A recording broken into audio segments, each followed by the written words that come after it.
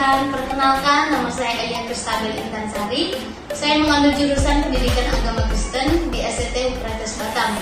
Kali ini saya ingin mempresentasikan tugas dari Pendidikan Agama Kristen Majemuk di dalam kehidupan masyarakat dengan judul Pak Remaja dan Pemuda di dalam kehidupan bermasyarakat. Untuk tahu lebih lanjut, yuk kita saksikan bersama-sama. Puji syukur kepada Tuhan Yesus Kristus yang sudah melimpahkan rahmat dan kasih setia-Nya sehingga penulis dapat menyusun tugas PAK di dalam masyarakat Majemuk ini dengan baik serta tepat waktu. Seperti yang sudah kita ketahui bahwa pentingnya sebagai guru PAK jadi terang dan garam bagi sekeliling kita, terutama remaja dan pemuda di dalam masyarakat Majemuk. Tugas ini saya buat untuk memberikan ringkasan tentang PAK remaja dan pemuda di dalam masyarakat Majemuk. Mudah-mudahan presentasi ini dapat membantu kita menaikkan pengetahuan dan menanamkan atau kita mengerti apa yang harus kita lakukan untuk pertumbuhan iman bagi remaja dan pemuda di masyarakat Majemuk. Oleh sebab itu, kritik dan saran yang sifatnya membangun sangat saya harapkan guna kesempurnaan dalam presentasi ini. Saya juga mengucapkan terima kasih kepada Pak Ronald G. Sirait, MTH MPDK, pengembuh mata kuliah PAK di dalam masyarakat Majemuk atas perhatian serta waktunya. Saya sampaikan banyak terima kasih. Latar belakang masyarakat Indonesia secara demografis maupun sosiologis merupakan wujud dari bangsa yang majemuk. Ciri yang menandai sifat kemajemukan ini adalah adanya keberagaman budaya yang terlihat dari perbedaan bahasa, suku bangsa, budaya, ras, dan agama, serta kebiasaan-kebiasaan kultural lainnya. Indonesia memiliki sebuah keberagaman yang dapat kita lihat seperti perbedaan budaya tadi. Kalau kita perhatikan lebih lagi, Indonesia adalah disebut negara kepulauan. Luas wilayah kelautan di negara kesatuan Indonesia sendiri melebihi dari daratan. Hal ini yang mendorong Pusat Perencanaan Pembangunan Hukum Nasional dan Badan Pembinaan Hukum Kementerian dan Hak Asasi Manusia untuk menyelenggarakan kegiatan Focus Group Discussion, tim analisis dan evaluasi hukum tentang pengelolaan wilayah pesisir dan pulau-pulau kecil. Indonesia juga merupakan salah satu negara multikultural terbesar di dunia, dan dalam sumber data yaitu proyeksi penduduk Indonesia pada tahun 2015 sampai 2045 di pertengahan tahun Juni, Indonesia disebut negara yang mempunyai keramahan sosial terhadap orang lain, dan Indonesia mengakui 6 agama besar seperti Islam, Protestan, Katolik, Buddha, Hindu, dan Konghucu. Hampir semua agama-agama tersebut berkembang dengan baik di Indonesia. Sebenarnya ini dijadikan sebagai daya tarik bangsa Indonesia dalam berbagai pembahasan. Namun faktanya sendiri, karena kebanyakan dari masyarakat Indonesia menjadi lebih kritis dan sensitif jika berbicara tentang isu agama. Oleh sebab itu, kita sebagai guru PAK atau praktisi sosial kemanusiaan ikut berperan sebagai pendamai, bukan hanya pengajaran agama Kristen, tetapi juga memberikan sumbangsi dalam kemanusiaan tanpa melihat agama dan budaya tertentu, khususnya untuk pemahaman para remaja dan pemuda dalam bersikap dan bertindak. Selanjutnya, saya ingin memberikan rumusan permasalahan yang biasa atau yang sering terjadi di Indonesia ini tentang remaja dan pemuda di dalam masyarakat Majemuk. Yang pertama, kurangnya rasa toleransi antar umat manusia. Yang kedua, kurangnya minat remaja dan pemuda dalam membaca dan mendengarkan lawan bicara sehingga sering terjadi kesalahpahaman. Yang ketiga, kurangnya nilai PAK dalam pertumbuhan karakter yang disebabkan dari pergaulan dan lingkungan sekitar. Yang keempat, kurangnya manajemen waktu yang baik sehingga banyak remaja dan pemuda yang tersita waktunya akibat penggunaan medsos yang tidak bijak. Itu adalah rumusan masalah yang saya buat. Selanjutnya, tujuan presentasi ini adalah untuk khususnya remaja dan pemuda untuk mengembangkan rasa gotong royong atau sosialnya yang tinggi terhadap perbedaan umat manusia, menambahkan minat membaca dan memahami dahulu segala permasalahannya sebelum mengambil keputusan ataupun tindakan.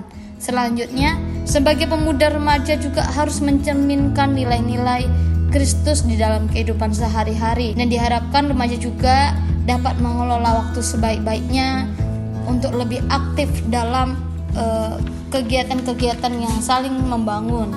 Selanjutnya, tentang apa yang dimaksud dengan PAK, apa yang dimaksud dengan remaja dan pemuda.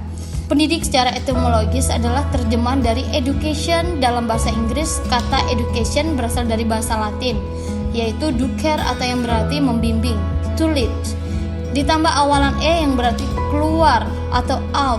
Jadi arti dasar pendidikan adalah suatu tindakan untuk membimbing keluar.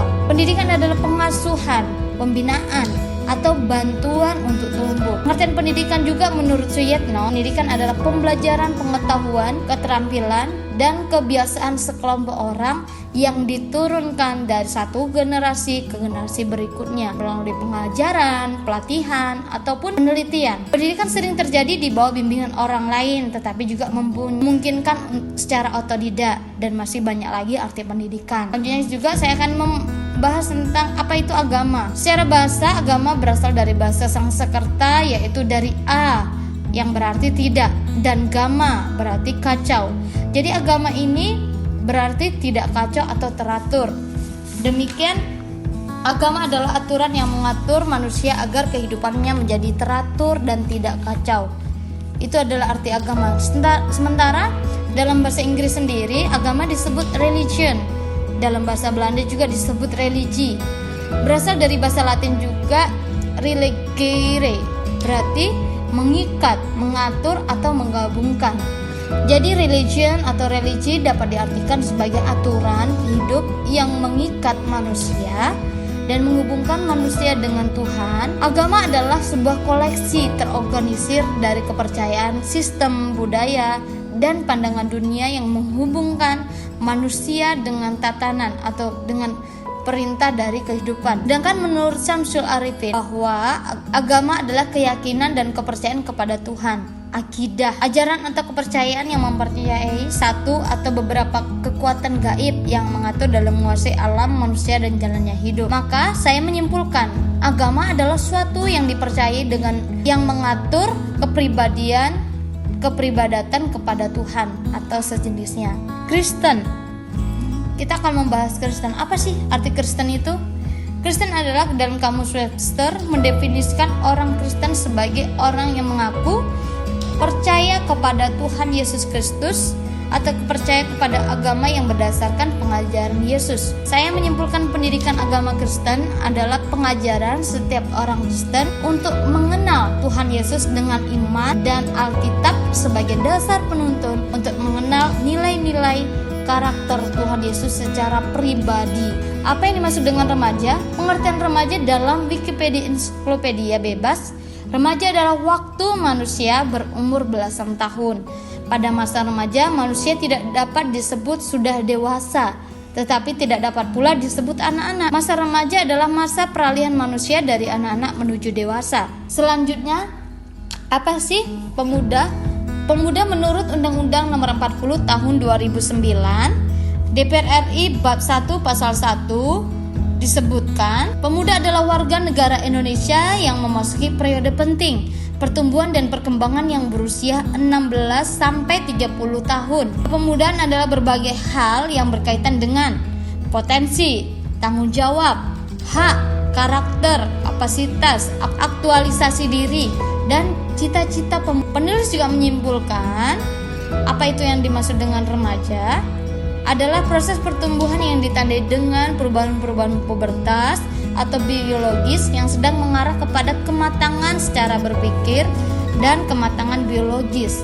Sementara pemuda adalah orang yang sudah memasuki pertumbuhan secara dewasa karena sudah menyangkut yang pertama tanggung jawab, aktualisasi diri, dan lain-lain secara pribadi. Masyarakat majemuk pada umumnya adalah masyarakat yang terdiri dari berbagai macam karakteristik kebudayaan, baik perbedaan dalam etnis, golongan, agama, tingkat sosial yang tinggi dalam satu komunitas tertentu. Nah, apa sih yang menandai ciri-ciri masyarakat majemuk itu? Yang pertama yang menandai ciri-ciri mempunyai struktur yang budaya yang lebih dari satu. Yang kedua, nilai-nilai dasar merupakan kesepakatan bersama, sulit berkembang. Yang ketiga, sering terjadi konflik sosial yang berbau sara. Yang keempat, struktur sosialnya lebih bersifat non-komplementer atau berlawanan. 5. Sering terjadi dominasi ekonomi, politik, dan sosial budaya. Dengan adanya masyarakat majemuk, kita dapat mengetahui apa yang menjadi nilai-nilai positif dan negatifnya. Oleh sebab itu, kita juga perlu mengetahui faktor-faktor terbentuknya masyarakat majemuk. Itu ada faktor latar belakang masyarakat, yang kedua kondisi geografis, dan masih banyak lagi. Bagaimana sih cara menyelesaikan masalah atau konflik yang terjadi dalam masyarakat majemuk? Yang pertama, berusaha untuk mengeluarkan kata-kata yang ramah dan sopan ketika berbicara dengan orang lain, yang menyapa orang-orang yang berada di sekitar kita. Poin ketiga adalah tidak membuat sesuatu yang bisa menyinggung perasaan orang lain. Yang keempat, saling bermaaf-maafan. 5. Menjaga rasa persatuan dan kesatuan bangsa. Masalah yang sering dialami remaja dan pemuda di dalam kehidupan masyarakat majemuk. Yang pertama, saya ingin memberikan contoh kurangnya rasa toleransi antara umat manusia. Seperti yang terjadi oleh Foni Blesia, Erlin Smagai, Florida Nasategai, dan Teresa Welung. Mereka adalah sejumlah mahasiswi yang ada di Papua yang tengah menempuh studi di luar negeri, mengatakan demonstrasi anti-rasisme menyusul kematian George Floyd di Amerika Serikat perlu dijadikan momentum untuk membuka mata semua pihak bahwa rasisme masih terjadi dan perlu ditangani. Selanjutnya, kurangnya minat remaja dan muda dalam membaca dan mendengarkan lawan bicara. Padahal kita harus perlu mendengarkan, kita harus perlu membaca dengan baik, dengan benar, dengan sumber-sumber yang akurat. Saya memberikan contoh baru saja terjadi di Indonesia, adalah yang dilakukan oleh sejumlah mahasiswa yang ikut-ikutan mendemo dalam penolakan 3 periode Bapak Presiden kita, yaitu Bapak Jokowi sebagai presiden. Presiden Jokowi berkata bahwa beliau tidak mau untuk mencalonkan diri lagi ke 3 periode karena menurut beliau mencoreng muka dan tidak mematuhi konstitusi yang ada. Yang terjadi apa? Pemuda-pemudi, para mahasiswa ikut berdemo. Itu adalah menjadi contoh kita bahwa pemuda-pemudi di Indonesia ini minat membaca, kurangnya merespon yang baik, kurangnya nilai-nilai. Oleh sebab itu, sebagai pemuda-pemudi kita harus mencerminkan nilai-nilai Kristen yang baik. Selanjutnya, kurangnya nilai PA dalam pertumbuhan karakter yang disebabkan dari pergaulan dan lingkungan sekitar. Yang barusan juga terjadi, khususnya di Batam, dilansir pada tanggal 15 bulan Februari 2022, bulan baru-baru ini ya. Itu dilansir di IG semua tentang Batam. Pelaku cabul umur 18 terhadap anak di bawah umur berhasil diringkus di Polsek Sekupang dari salah satu hotel yang terletak di kawasan Lubuk Baja pada hari Selasa tanggal 15 Februari 2022. Selanjutnya, kurangnya manajemen waktu yang baik sehingga banyak remaja dan pemuda yang tersita waktu akibat penggunaan medsos yang tidak bijak, dan kurangnya pengawasan dan ketegasan orang tua terhadap anak. Ini masalah yang sangat penting dan kita juga harus menyadarinya.